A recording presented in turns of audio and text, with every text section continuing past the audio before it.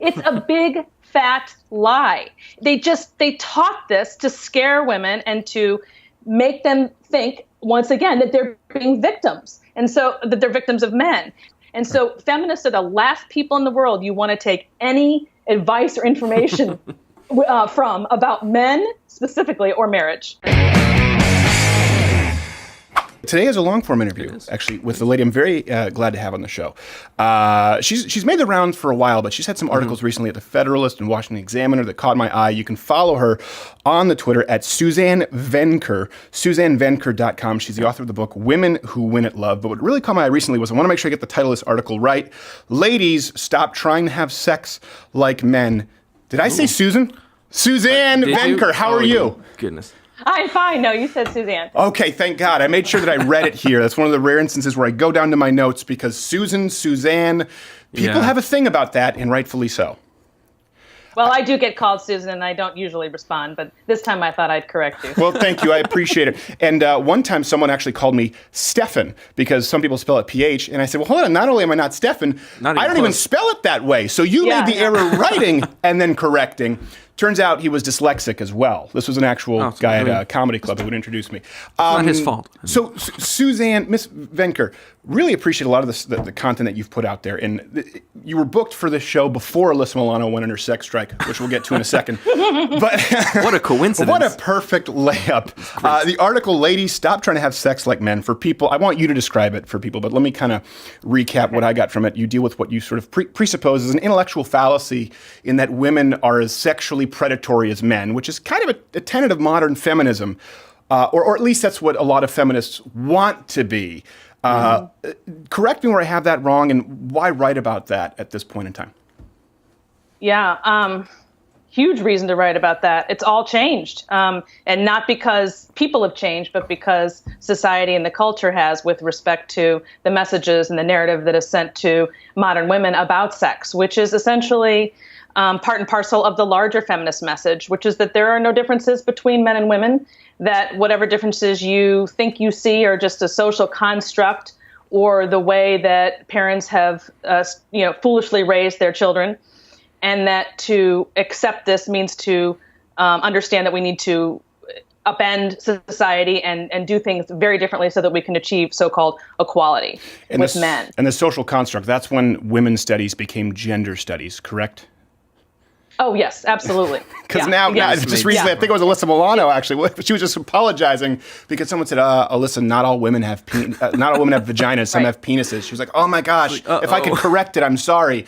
So, I mean, that's got to be pretty tough even for the feminist women out there who would disagree with you.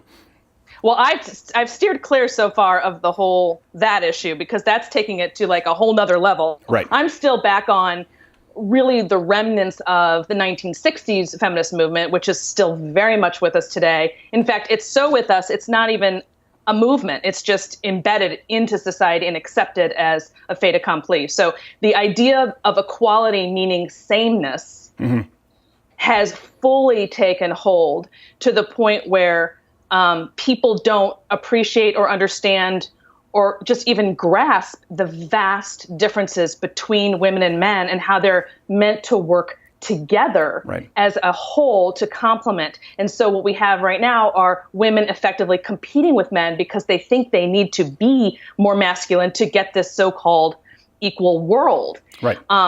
So the sex piece is very I would like to focus on that if we may for a second, because a lot of people, and we've talked about this quite a bit with Karen Strawn and Cassie J about sort of the myth of the income inequality, the wage gap, things like that. But specifically sexually, I mean, we had Naomi Wolf on the show. She said, well, women like to have sex too. Well, that's not really the argument we're making. We're talking about a different, I guess, sort of intellectual and emotional interpretation, processing of the way men and women handle sexual encounters. At least that's what the argument that I'm making when I talk about this. Could you give us some specifics on that? How do men and women differ specifically when it comes to sex? And what do you think the biggest lie is that's been pushed regarding that? So the biggest lie is exactly what you just said. The Naomi Wolf types will suggest that women are no different from men in this regard. And of course, they do come to the table with a completely different set of needs and expectations when it comes to that topic. Now, first of all, there's the physical reality that women's bodies are saturated in oxytocin, which is known among psychologists as the bonding hormone. And men do have oxytocin as well, but a much smaller amount. They're much more favored with testosterone, which is a different hormone altogether. Mm-hmm. And so you have the physiological differences between them. And what happens even with sexually liberal women who, and this is all coming out in the book this year, that I've co-authored with John Townsend, who's a professor who's been studying this for years. And the research shows that even very sexually liberal women who want to, who buy into the narrative of, sex is great, doesn't matter whether you're, in a relationship or not, just having it is what matters. They will enter with that mindset and then have sex and be very confused about why the next day they're still thinking about that person and that event in terms of its future capacity in a way that the man isn't necessarily doing, and not understanding why that is. Well, to play devil's advocate, they would argue that that's sort of societal conditioning, right? That's guilt. Right. Same thing as this idea of being abstinent. When I talked with Amy Schumer, I guess it ended up being a debate on Fox News 8-9 years ago, which didn't really age that well for her. That was the argument, that this is societal conditioning.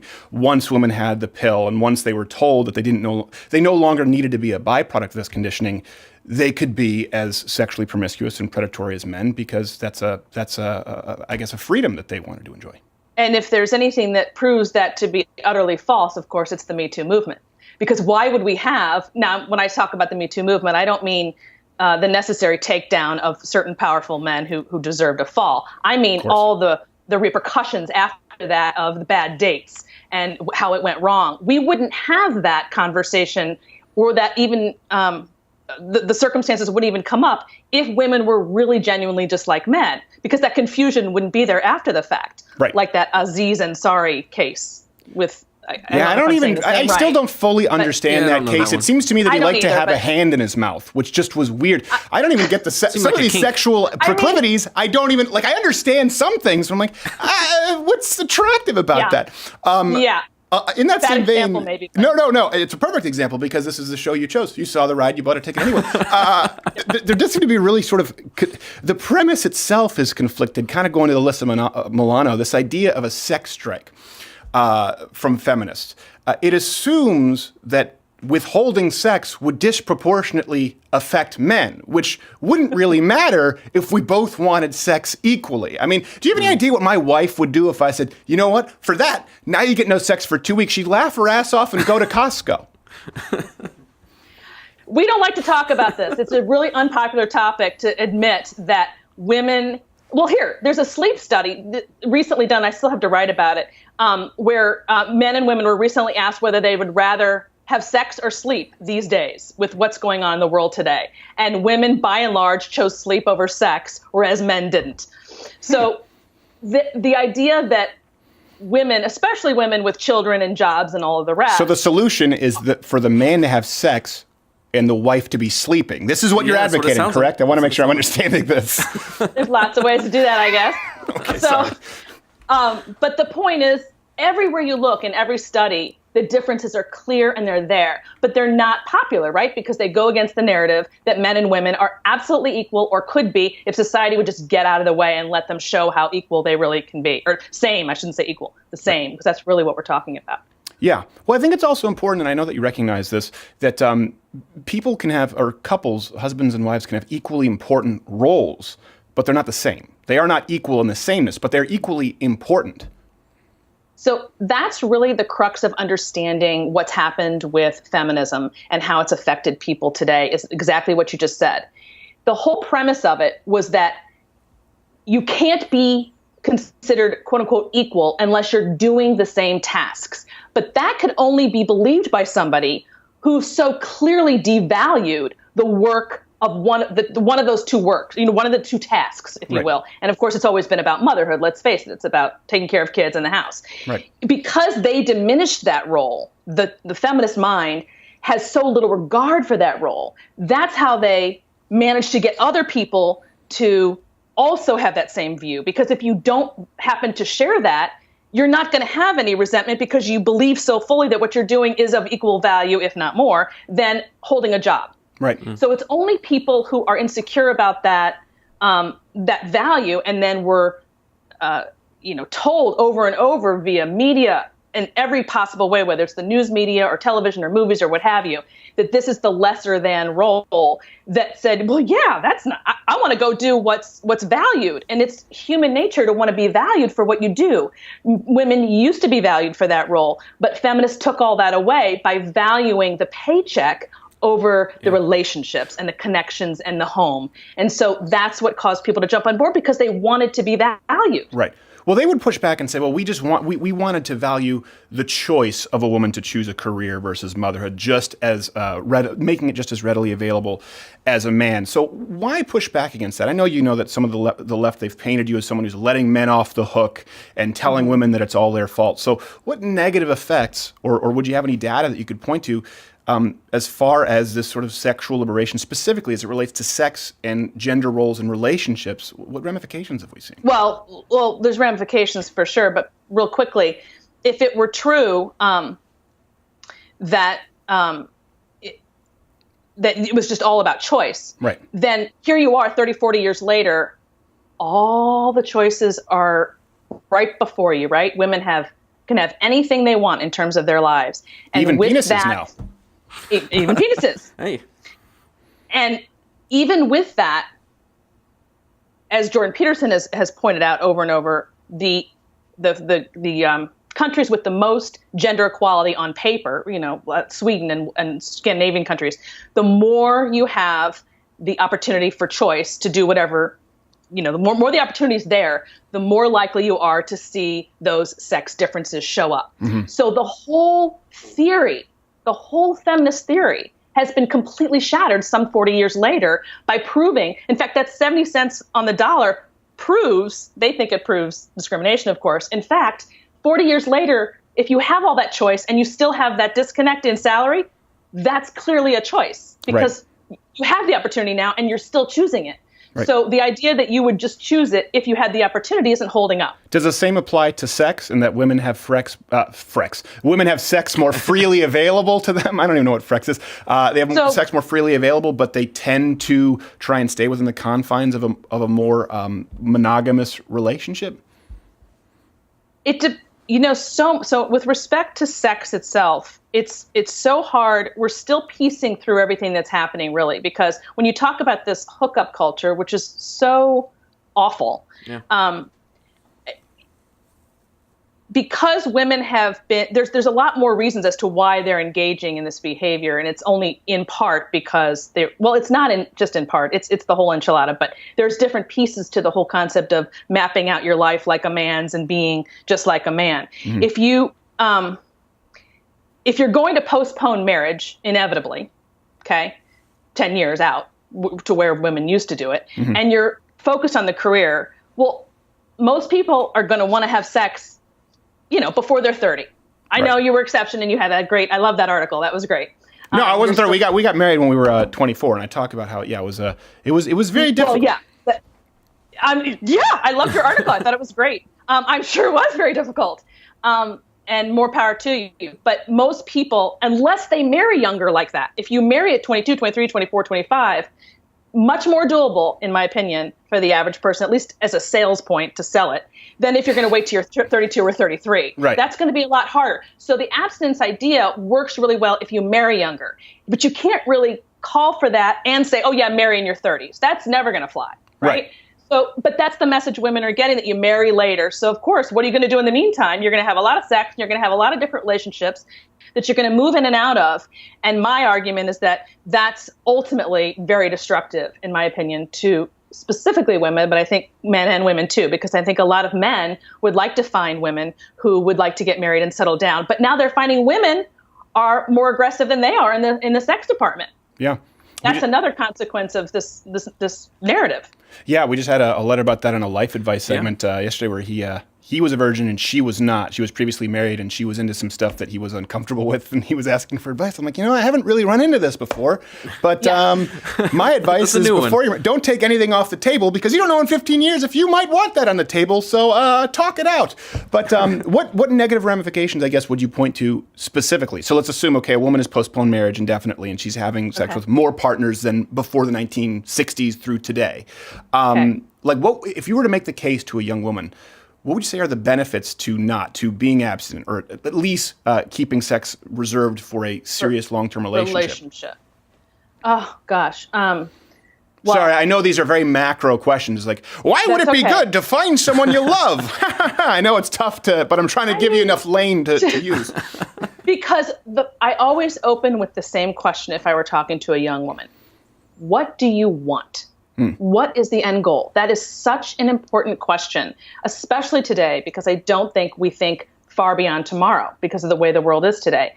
You got to go for the long term and think about your life as a whole. What are you going for? And ultimately, you're going to find that most people want to say, even if they're not ready or think they're ready for marriage, they at least want to be in a long-term committed relationship with somebody who loves them and they love back, that they can count, in other words, a relationship as opposed to not a relationship. Right. Okay, well, here's how that works. There's a thing called dating. It used to be called courtship. Right. And that's called getting to know the person date by date by date by date until you're way in and the relationship has been established, you fall in love, and then invariably the bed will come into play there. Now, whether you do that before marriage or not, at this point, I'm just happy if people just wait until the relationship is very established, which is why in my upcoming book, I have a list of 8 dating rules, and one of them is don't have sex with him on the first, second, or 20th date. And when I've told this to the younger generation, millennials or younger, it's as if I've said, don't have sex before marriage. It's equivalent to that, because the idea that you would wait 20 dates, and the 20 dates, the whole point of saying that is just, it's initial shock value, but the point is exactly what I just said. Right. The relationship, the bond comes first.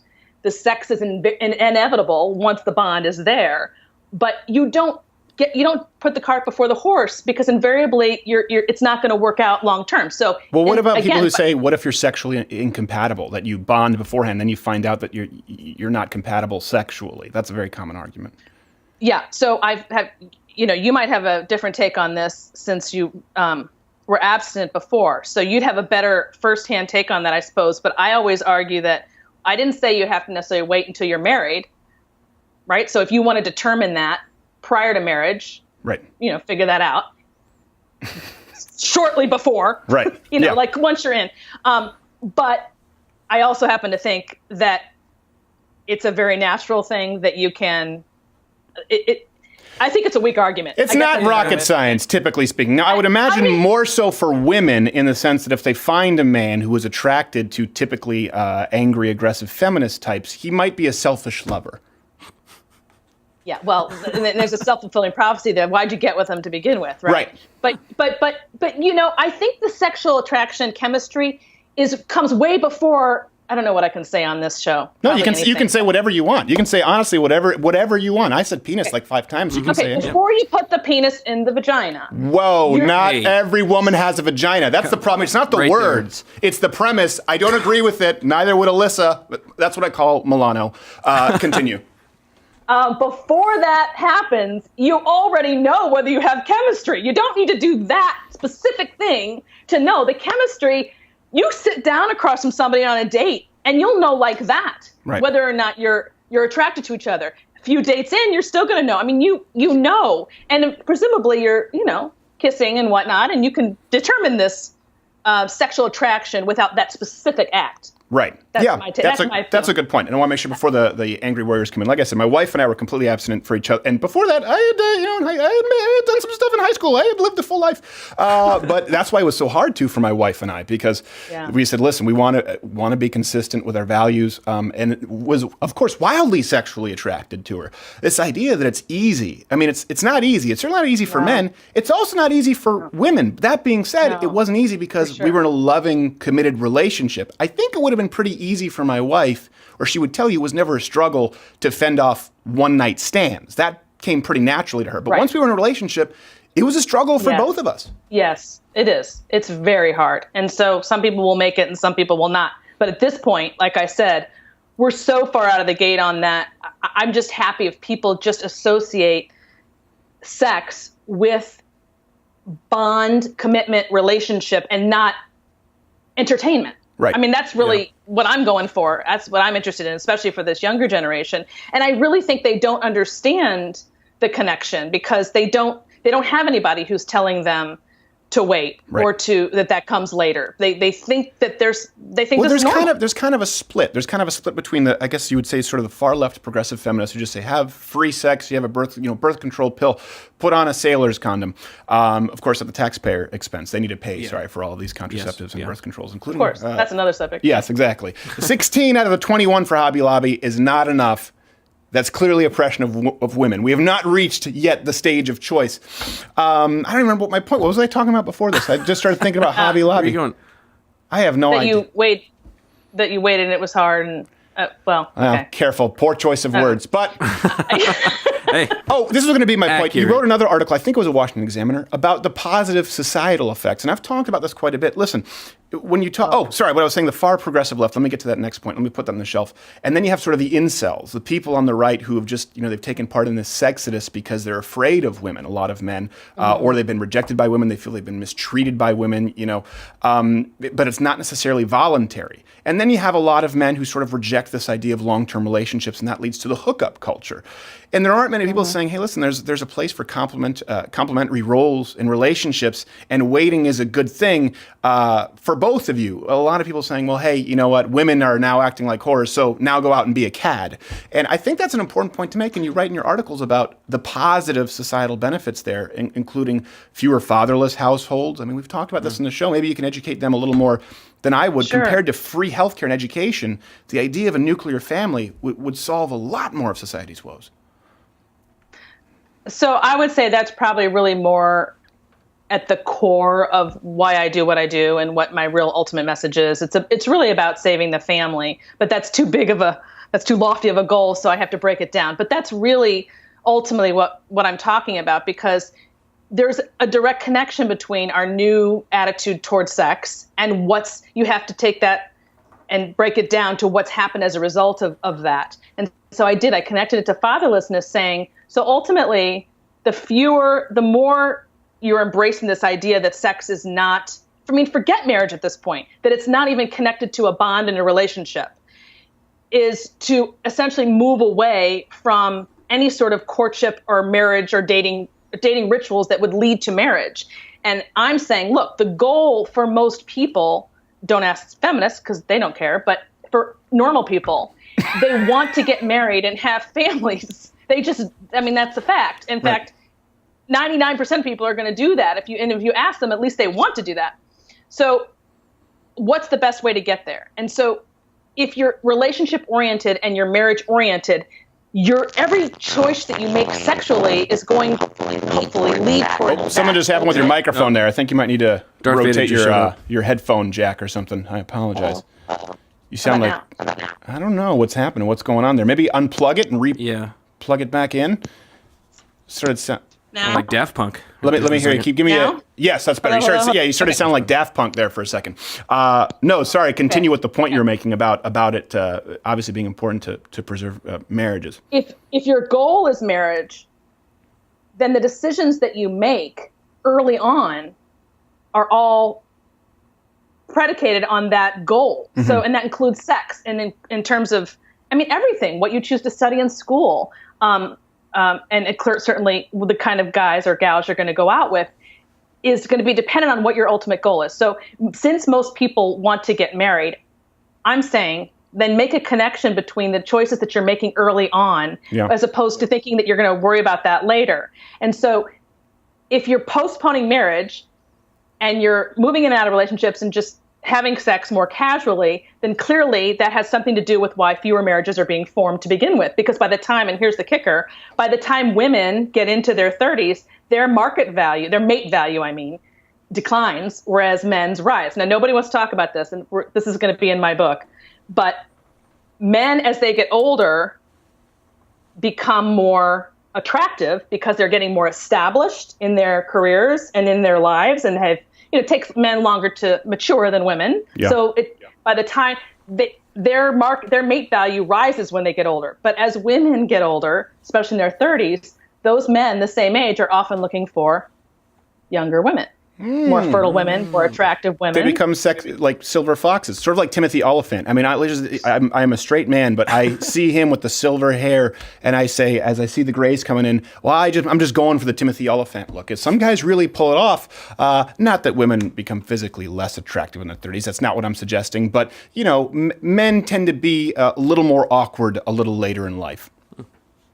Right. And as they get more established, they become more attractive. The research is there. It's not me, how it's always been. And it's still that way. And even with this so-called equal world that we live in, women still look for men who are stable and who they can know that they can count on should they choose to bow out of the workforce down the road, which, by the way, most do. That's another big farce that feminists sell about the number of mothers. What is the percentage of women who drop out of the workforce?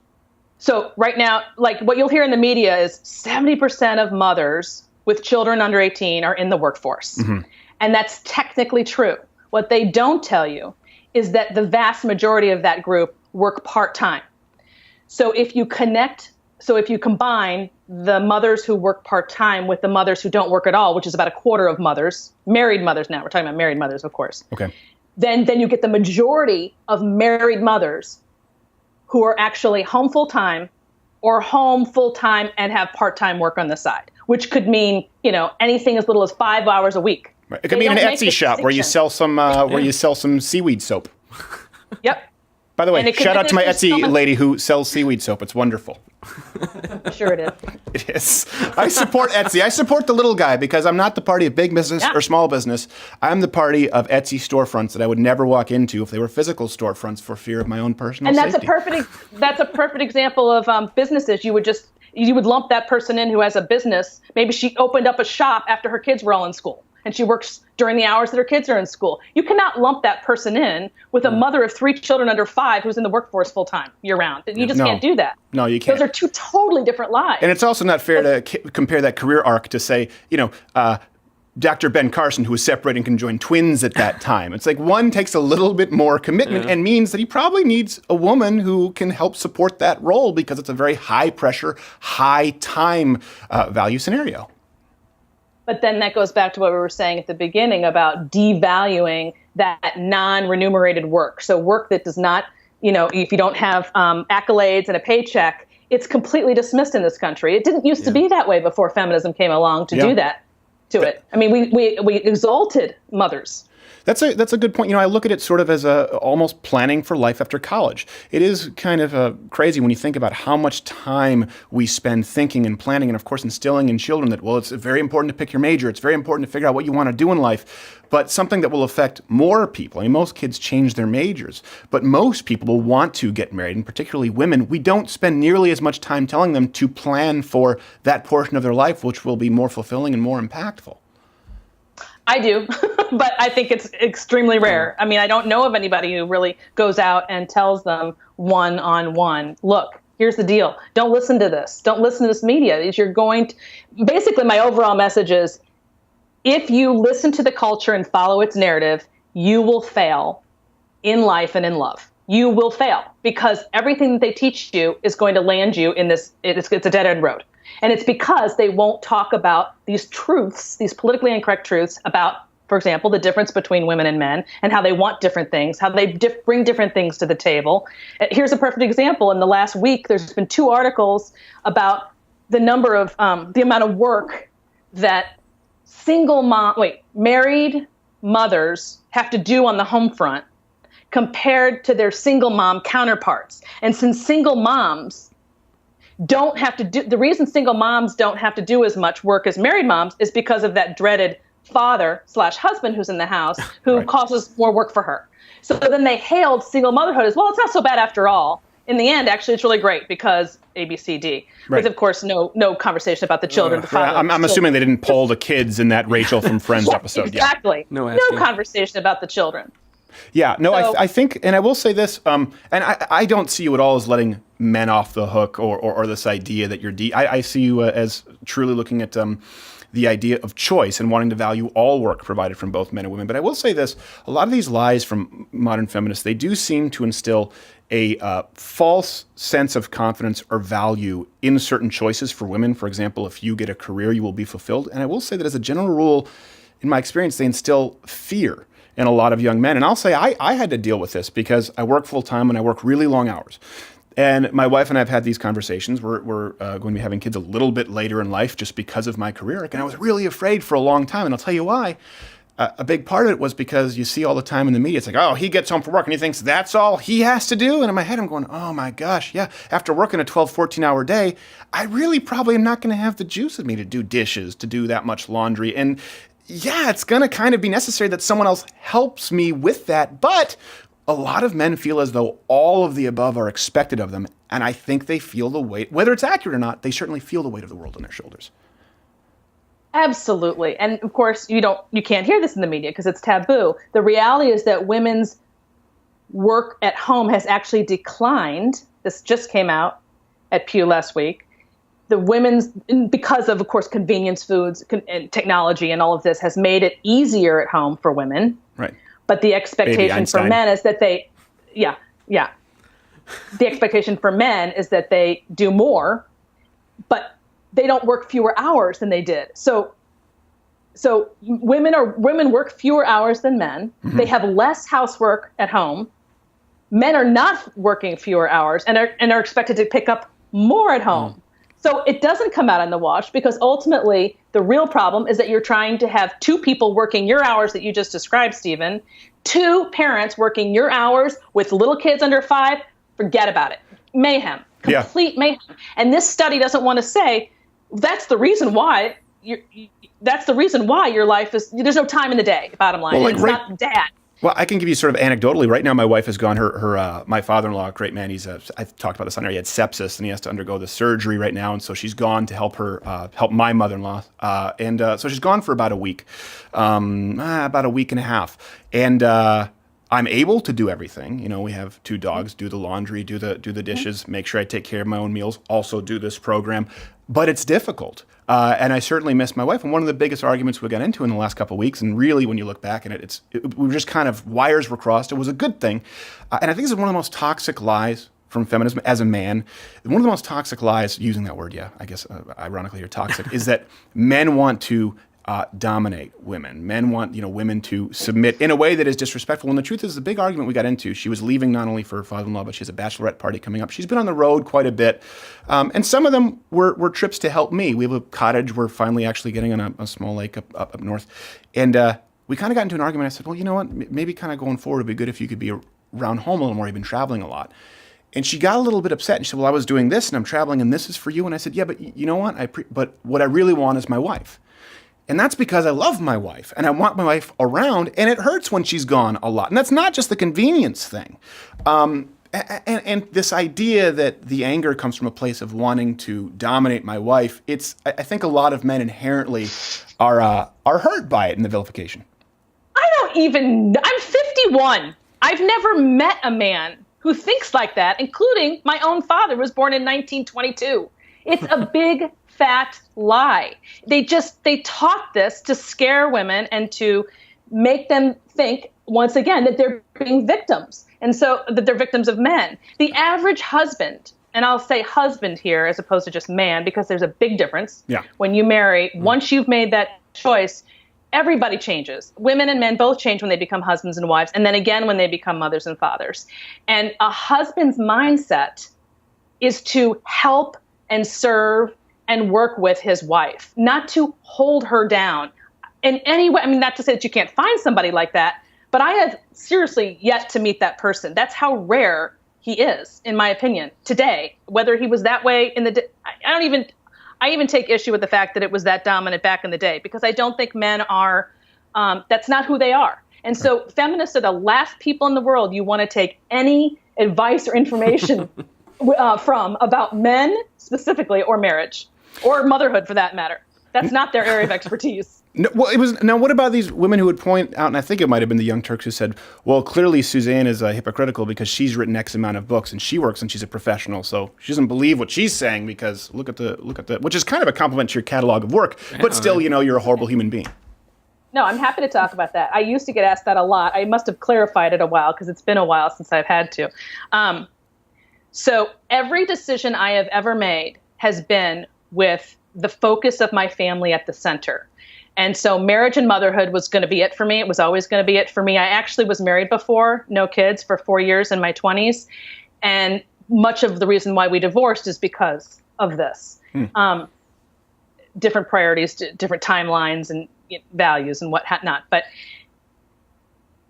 I saw that it wasn't going to work out with this value system that I had in the end. So, which is why it ended in the end. But I started making choices about this early on in college before anybody else was. I would talk about marriage in college, and I was probably the only one who did because they thought that was crazy. But no, if I'm looking at my life long term, I've got to make choices. So what did I choose for a profession? I became a teacher initially. That's what I did in my 20s. That was choice number one. Living in the Midwest instead of the East Coast, which is where I was choice number two because it's much more doable to raise a family there and financially. And then I left teaching when I was pregnant with my first to go home and do tutoring. You can tutor from your home for a few extra bucks, right? And so that was my plan, and that's what I did. And then it was when I was home with her that I wrote my first book. I ended up stopping the tutoring, and I wrote this book. And I was able to do that around her schedule because I had one child.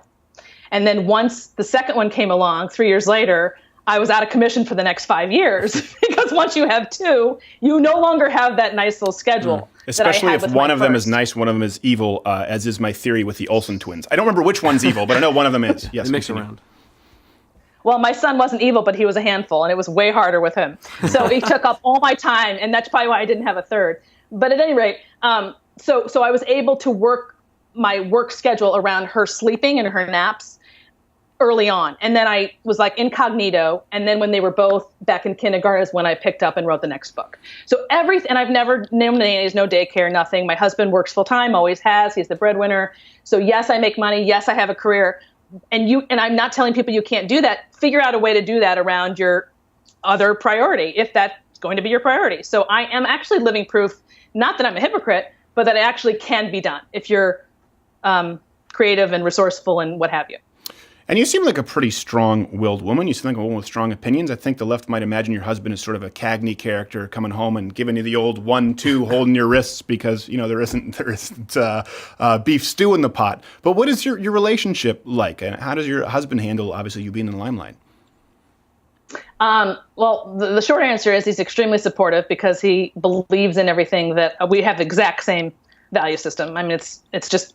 It could not be more identical. It's almost as though that's important when picking a mate, as opposed to both liking the same movies or, Snapchat filters. Every decision we've made has been with family first, even with his job choices. So that's what binds us unquestionably. So he supports everything that I do. As far as we definitely do have different personalities. But then there's parts of our personalities that are very similar. And so we did this a lot, which, by the way, was why I wrote my last book, The Alpha Female's Guide to Men and Marriage, because that is part memoir. And it sort of tells my story of inadvertently. Send that book to my wife. Let me give you some things. Send that book to my wife and write a nice private note. Because, Quarter Black Garrett, you know this. My wife is no shrinking violet. Yeah. And sometimes she'll come in, for example, she really helps with work sometimes. Like we're moving into a new space and she helps decorate. But every now and then she comes in and she'll overstep her bounds. Because she doesn't work for the company. She never has. She just comes in to help support me. And I have to look at her like, sweetie, this person is my manager. Stop it. Stop it. I'm not trying to dominate you. I just don't want you to this is overstepping boundaries. Yeah, and it's all about turning it off, like being, understanding that there's a time and a place. And so if you happen to have a very strong personality, which I do, that has worked very well for me in the marketplace, unquestionably. It has not worked well for me in my marriage. So I finally, we had a come to Jesus party about this, I guess you could say. And we had to work out how both of us were doing this because we are both wanting to be heard, if you want to put it that way. And then marry that with masculinity and femininity and how that works best. So it's sort of a combination of personality analysis mixed with biological sex differences and how in a marriage things work best to make it really smooth and easy. And it took me, it's great now, but it took a long time because I had a mother who never did turn it off, and it was very bad. So that's... And that's not even to speak of wives with penises. We'll put that on the shelf right now because that's a whole different can of penises. Let me ask you this. So if you were to give one final word of advice, right? You have young men and women in college right now. What is it that a man should do in order to make himself more attractive, not only more attractive, but a more capable and loving husband, to make himself more valuable, I should say, to a future wife, mate? And what is it that a woman could do to make herself most valuable so that they both find what they're looking for? That's a great question. So I would take men in a room separately from women, for sure, and tell them, I'm a big believer in single-sex education. I can hear the comment section now, but yes, continue. My least popular view is I think that you should have to sign. I think it should be the exception rather than the rule for men and women to train at the gym together. And I'll tell you why. I think there are probably more affairs between women and men and personal trainers than any other facet of the workplace. I watched a woman doing the open and close machine and a guy right down like 1, 2, counting all the way up to 23. I'm like, first off, why'd you choose 23 reps? No one needs to do 23 reps of that. Second, I was hoping that a husband would walk in and kick his ass. All right, let me go back to the question. So men, separate, single room. Okay, I would tell men that this is going to be really difficult because all they've heard their whole lives, especially if they're in college now, because they're not very old and been around very long. But all they've heard is that women, essentially my argument is that women have said, we want to rule the world, basically. We want everything to be different than the way that it was 50 years ago. So we're going to supplant the male role, or at least join you. And the men heard that as like, okay, well, men are not meant to fight with women. They do not want to fight with you. They want to love you. They want to serve you. They want to take care of you. And you basically said you want to do what they do. And so they have, in my opinion, lowered their aspirations to make room for the women. And because women are so aggressive now, it's sort of a mess because men don't know how to behave, if you will. What's happened is they've softened, and the women aren't liking that. But the reason why the men have softened is because basically they thought that's what women wanted, because they thought women wanted to be like the men. So what are the men going to have to do? You can't both be that way. So they took a step back. Women aren't happy with them because they don't want soft men. Mm-hmm. And men are afraid to be aggressive because the culture tells them that's terrible. They're toxic. So to distill it down, you're looking young, okay. I don't know, young Apple, young Ahi Tuna, whatever the hell the names are for celebrity boys at this point. I would say go ahead. Don't be afraid to assert yourself. You need to still, find your way in life, find what you want to do, irrespective of what the women around you do. Just find what you love, find a path that works for you, and don't be afraid to go after it and not pay attention to how that affects the women around you. And don't be afraid to be assertive with them or in general, despite the fact that you're being told that you're sexually harassing them. Now, that's not to say that they should, you really do have to be careful today. So I'm not. No one here is advocating sexual harassment. If you already have a preset vinyl casting couch with a peel-off cover, that means you're probably going the wrong direction. Okay, so that's okay. We don't need to get into that. I'm not wading into that quagmire. Now, single-sex, female locker room, penises notwithstanding, the advice to young women to make, for them to make themselves as valued and as fulfilled in their life. What advice would you give? Number one, what is important to you now is very likely not going to be important to you 10 years from now. Know that in advance. As you get older, a family is going to become your focus. So whatever this career is that you're building now, keep it in perspective. Most people do not have careers anyway. They have jobs. And even the ones that do have careers, like you've described yours, it's all in. It's like 13, 14, 15 hours a day. That is your life. So you don't have any other life. And while you're building it, that's all fine and dandy. But just know that once you have children, that's not going to work. So you're going to have to start planning now by putting your work in perspective of your personal life and marriage and motherhood, if that indeed is your goal. So that's a professional opinion that I would give. Mm-hmm. As far as the love side, clearly, I have a lot of negative things to say about casual sex and the hookup culture, which I think is horribly destructive. Mm-hmm. So what I want to do and what I want to tell them, what I plan to tell them is it's time to date again. You need to learn how to have actual relationships with men without your phones and actual going out on a date. And that means letting him call you or ask you out and have actual date. He pays for it. I mean, I actually have a list of this in the book that's coming out that's going to seem so retro for young people today. And yet it's such and anger a lot of hipsters. Like, this isn't ironically retro. It's just retro. Oh, it's going to be interesting. And yet fast forward 10 years down the road and they're going to want that man to have the competency and the confidence to take charge of his life and be a leader. Yeah. And you're not setting them up that way because you're trying to lead instead. You know what? This is going to sound, trust me, there's a segue here. It's for this reason I don't wear hoodies. Now, I used to wear hoodies a lot because I was often, with work, I was coming from the gym, and so I would often have a hooded sweater on. And I know Quarter Black Hair doesn't like this because he wears personally hoodies. Attacked. A lot of people think it was the turning point was Trayvon and Zimmerman. No, but that did help. But I realized that as a man, I was going, hold on a second. No men, grown men who I respect, wear like hoodies to work. And I said, any instance where there's a hoodie, I could just wear a non-hooded sweater and just look a little bit more like my father. And it really was a conscious decision because I felt like I was dressed in a boy band. I'm actually glad you brought up clothing because I think it's been a huge letdown for women to stop wearing dresses and men to stop wearing suits. I think the automatic respect that came from that attire, you didn't even have to earn it. You just walked in the room. I mean, right now when my husband puts on a suit, I immediately feel differently about him. I just do than if he's wearing his slob clothes. And he does with me. When I have if I put a dress on instead of pants, it is like a magnet. There's something about the skirt. I mean, the skirt. It's the skirt. It's all about the skirt. It's true. It's the skirt. Also, when I wear a tuxedo with the suspenders and I untie the bow tie, I know it's going to be a red panty night.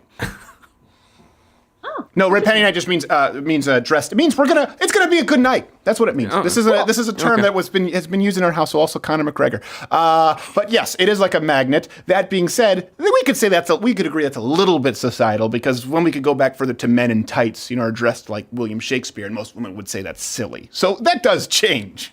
That's true, but I would challenge anybody to put on a suit and a skirt and go out on a date and see if they don't feel differently about each other and look at each other different and have a more sexual attraction and just the whole 9 yards. I just think right now. I think there's a reason that those period pieces, Downton Abbey and whatnot, are so amazing. If that was so awful because it's so retro, why on earth is it so popular? Why are women specifically, by the way, not men, women glued to those programs? What are they seeing? They're seeing something they don't have that they want. It's very obvious. Mad Men would be another example of that. I mean, this is Don Draper's a philandering jerk, but women are like, yeah, I know, but he's so sexy. It's the suits and the chiseled jawline, let's be honest. That's something you can't teach, unfortunately. Okay, all right, that is Suzanne Venkman. Damn it, I know because you told me it's not Venkman. Venker.